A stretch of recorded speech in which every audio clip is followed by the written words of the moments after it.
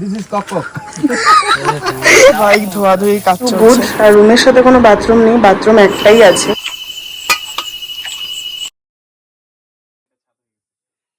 আমরা এখন যাচ্ছি ওই হোমস্টের জন্য। তো হোমস্টেতে গিয়ে পৌঁছে তোমাদেরকে হোমস্টে তো পৌঁছে গেছি গাইস হোমস্টেতে। তো চলো, তো প্রথম কাজ যেটা হয় তোমাদেরকে রুম ঘুরে দেখাবো। তো ফার্স্টে আমার হোমস্টে থেকে একটু ভিউটা দেখে নাও। সকাল সকাল এই ভিউটা দেখাবো গাইস তোমাদেরকে। মাই গড, ওয়াও। চলো গাইস, বাইক ধোয়াধুয়ি কাজ চলছে। লো, ये लो। This is the view guys. তো যাই হোক, আমরা পেয়ে গেলাম হোমস্টে। এখন ভেতরে তোমাদেরকে রুম দেখাই, চলো। গুড। আর রুমের সাথে কোনো বাথরুম নেই, বাথরুম একটাই আছে। রুমটা কিন্তু দারুণ সাজানো, সত্যি দারুণ লাগছে। তো চলো তোমাদেরকে বাথরুমটাও দেখাই, কারণ বাথরুমটা না ভালো হলে বেশ পোষায় না।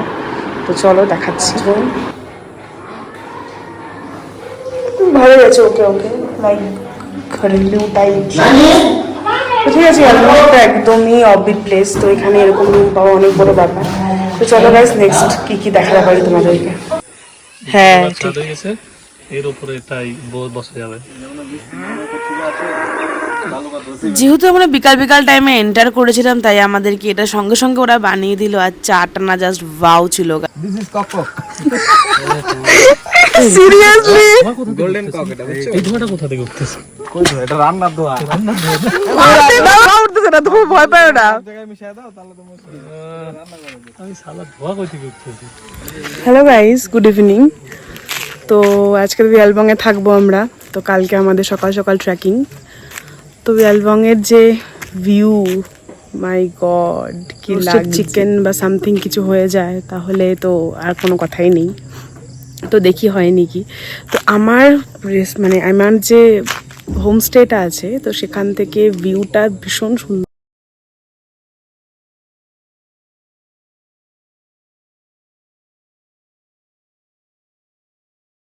খুব সকালে আমরা বেরিয়ে যাব এখান থেকে। মোটামুটি বলতেছে ওরা 7:30 বা 7টা, আমরা বলছি 6টা, কারণ আমাদের আবার ফেরারও ব্যাপার আছে। সুন্দর একটা ভিউর সাথে তোমাদেরকে বলছি। আর অবশ্যই অ্যালবং এসো, এসো, অবশ্যই এসো, গাড়িতে এসো।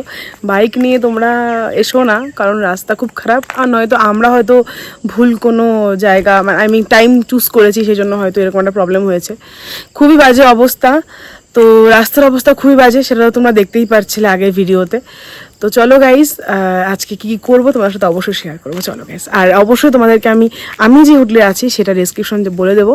তোমরা একদম কম টাকায় মোটামুটি 1100, 1200, 1000 সামথিংই পেয়ে যাবে। তো চলো গাইস। বিকালে স্ন্যাক্স বলতে গেলে সুন্দর ম্যাগি বানিয়ে দিয়েছে। আর সত্যি ওদের এত সুন্দর আপ্যায়ন ছিল আমাদের, যে কি বলবো। তারপর টেস্টি টেস্টি মোমো ওরা বানিয়ে দিল। আর ফিলিংটা না দারুণ টেস্টি ছিল। আর দেখো সন্ধ্যায় ওরা ঘর সাজিয়ে দিয়েছে, মানে সব কিছু না পারফেক্ট ছিল। কানা রাতে বেরোইছি ঘুরতে, বাট এখানে না গাইস প্রচুর জোক আছে, সেই জন্য আমি ঘরে ঢুকে যাবো রাত্রি। আর দেখো একদম অন্ধকার, ভয়ঙ্কর। বাইক আসতেছে, ওরা কোনো প্রবলেম নেই, ওরা আরামসে চলাফেরা করতে পারে। প্রবলেমটা আমাদের, আমরা তো পাহাড়ি না। তারপর মেন যেটা রোস্টেড চিকেন, যেটা চাচ্ছিলাম আমরা, বারবিকিউ টাইপ। তো এটা আমরা নিজেরাই মাংস নিয়ে আসছিলাম, তো আমাদের অত একটা টাকা লাগেনি, আমাদের কমেই হয়ে গেছে।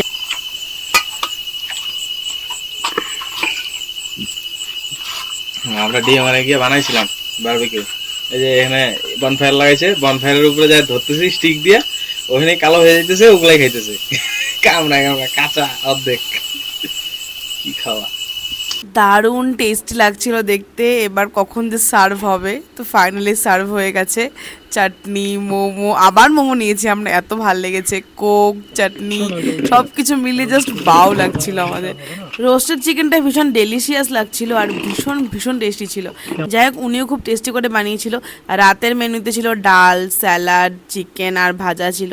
সব কিছু জাস্ট বাও ছিল।